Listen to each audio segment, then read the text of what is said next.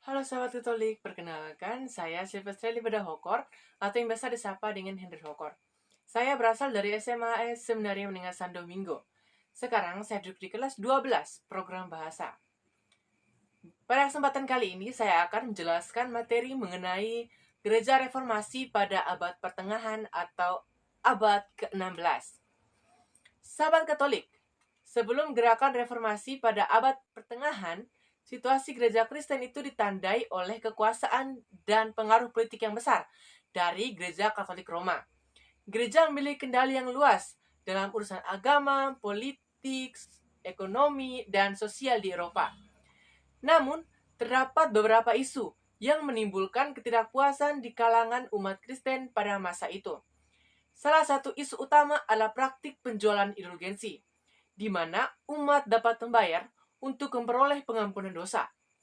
Hal ini menimbulkan kritik bahwa iman dan pertobatan yang tulus lebih penting daripada uang. Selain itu, kekayaan dan korupsi dalam gereja juga menjadi perhatian. Banyak pemimpin gereja yang hidup mewah dan terlibat dalam praktik-praktik yang bertentangan dengan ajaran agama.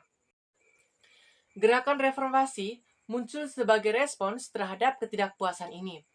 Gerakan ini bertujuan untuk mereformasi gereja Kristen dan mengembalikan fokus pada ajaran-ajaran Alkitab dan menghapuskan praktik-praktik yang dianggap salah.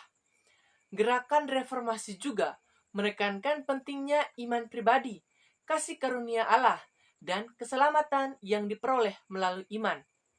Salah satu tokoh yang sangat berperan dalam gerakan reformasi adalah Martin Luther. Ia adalah seorang imam dan profesor teologi Jerman yang menentang praktik penjualan indulgensi dan menekankan pentingnya iman dan kasih karunia Allah dalam keselamatan. Luther mempublikasikan 95 tesis yang mengkritik praktik-praktik gereja pada saat itu, dan hal ini menjadi pemicu utama gerakan reformasi. Selain Luther, tokoh-tokoh lain yang berperan penting dalam gerakan reformasi antara lain John Calvin, Ulrich Zwingli, dan John Knox. Masing-masing dari mereka memiliki kontribusi yang signifikan dalam menyebarkan ide-ide reformasi dan membentuk gereja-gereja Protestan yang misalkan dari peristiwa reformasi ini terdapat beberapa nilai yang dapat diambil untuk mendukung perkembangan gereja Katolik pada zaman modern ini. Pertama, pentingnya kembali ke ajaran Alkitab sebagai otoritas utama dalam kehidupan gereja. Gereja Katolik dapat terus mengedepankan pembacaan, pemahaman, dan penerapan ajaran Alkitab dalam pengajaran dan praktik ibadah. Yang kedua, pentingnya transparansi, akuntabilitas, dan integritas dalam kepemimpinan gereja. Melalui pembelajaran dari masa reformasi, gereja Katolik dapat terus berupaya untuk menghindari korupsi dan praktik-praktik yang tidak sesuai dengan ajaran agama. Yang ketiga, pentingnya pemahaman akan kasih karunia Allah dan pentingnya iman pribadi.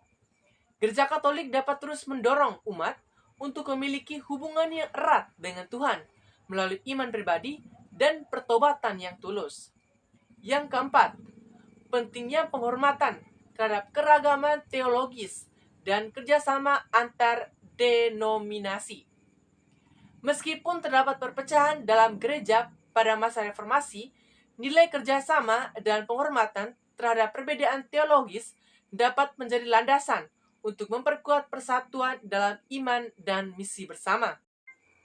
Dengan mengambil nilai-nilai ini, gereja Katolik dapat terus berkembang dan beradaptasi dalam zaman modern ini, memperkuat iman umat, dan menjalankan misi untuk melayani dan membawa damai sejahtera serta keadilan kepada dunia. Sekian saja penjelasan dari saya untuk materi ini. Sekian dan terima kasih. Salam Katolik.